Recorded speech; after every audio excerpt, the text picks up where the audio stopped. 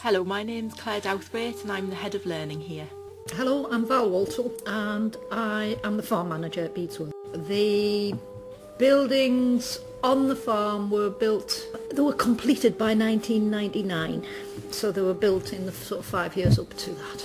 I think it took about 3 to 5 years to make. Could you tell us what the house is made of, for example the roof? I can. It's oak uprights with a hazel wattle roof.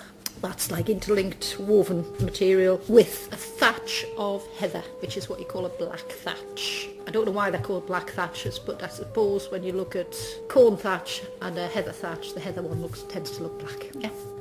The materials that we've used to build it, it's all guesswork pretty much. We know what sort of materials they would have around and they would use the things that they had growing locally. So the reason we've thatched that one with heather and other buildings are thatched with reeds is that if you were living somewhere near a river, your thatch would be reeds because you have plenty of that at your disposal. Whereas if you're living in more hilly areas, which is where Grubenhaus are likely to be, you might thatch with heather because heather's growing abundantly there as well. So what was Grubenhaus used for in the past, in the Anglo-Saxon times? We don't know what a Grubenhaus would have been used for. It depends which archaeologists you talk to as to what the purpose was, because there's no documentary evidence from that period. And what's it used for now in Bedesworth?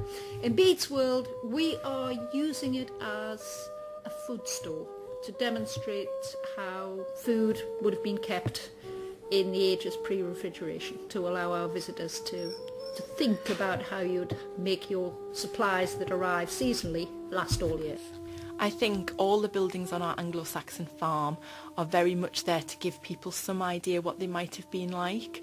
I don't think we're trying to say in the slightest this is exactly what an Anglo-Saxon village was like, or this is exactly what an Anglo-Saxon building is like. It's more to give them some idea of what the archaeologists find and what that might be interpreted as. So Thurlings, for example, is very under-decorated considering it's a building where someone of quite high status lived, but that's because we don't want to add in interpretation that we're not sure about. But what it does do, I think, is give people a bit of a sense of the sort of materials that were used and what the building frame might look like, etc. Yeah. In your opinion, how useful is it in Bedesworth? I think it's a very important part of the interpretation of the Anglo-Saxon period, because all very well having a grand hall of how people lived, but unless you actually put together the pieces of how they fed themselves and look at the wider picture of how people fed themselves, clothed themselves and survived, you're looking at fancy dress rather than looking at history as a picture of people living, not just, it's not all kings and queens and not all peasants in the mud. It's an interaction of people. If you can't store your food, it's no good living in a grand hall if you've got nowhere to keep your flour till next year because you're going to starve. So pretty important in the life of the village, yes. Compared to other houses, how important do you think the Grubenhaus is? There is some suggestion that Grubenhaus are very important in that they are one of the quickest structures to build actually, because digging a hole is much quicker than cutting down oak trees and building a big farmhouse. So it could have been, it was a bit of a temporary house when you first moved across. You might dig yourself a pit and build a roof and live in there temporarily while you were waiting for your bigger structure to be built.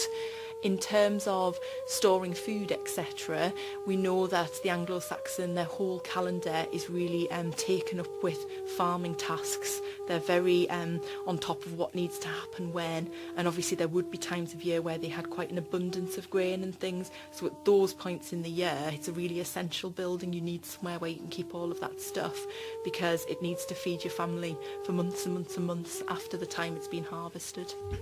When you look at the archaeological excavations it's based on, the evidence you've got are shadows in the ground of different textures of soil which show you where post holes were. So we know that there was a dugout in the middle, and we know there was a couple of large posts on either end and some smaller posts along the side. And after that you just use your interpretation, use your imagination. We are guided by the Colm O'Brien who did the original excavations at North Berwick. We made a decision. The materials were used to give an interpretation of what that Grubenhaus may have looked like. If we'd used different materials we could have made it look entirely different from 3 post holes and a hole.